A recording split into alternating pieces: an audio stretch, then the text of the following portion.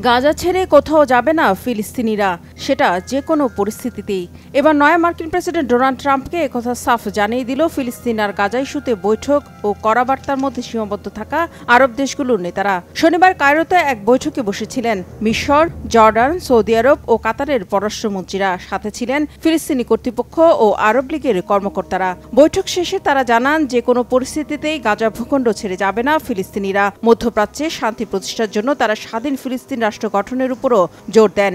এর আগে গাজাবাসীকে মিশর ও জর্ডানে আশ্রয় দেওয়ার প্রস্তাব দিয়েছিলেন মার্কিন প্রেসিডেন্ট ডোনাল্ড ট্রাম্প। তবে তখনই তা নাকচ করে দিয়েছিল গাজাবাসী এবং মিশর ও জর্ডান।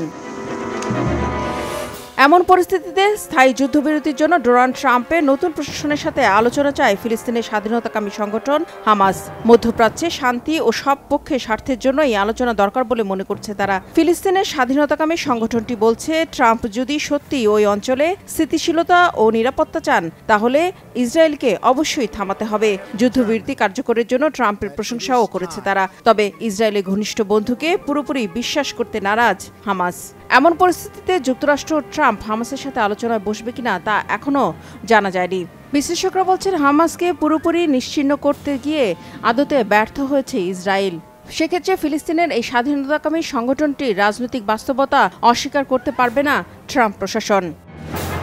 এদিকে ইসরায়েলের 15 মাসের নৃশংসতায় মাটির সাথে মিশে যাওয়া গাজা পুনর্গঠনে 5,000 কোটি টাকা ও 21 বছর সময় লাগবে বলে জানিয়েছে জাতিসংঘ। রিফাত জামান, বাংলাভিশন নিউজ ডেস্ক।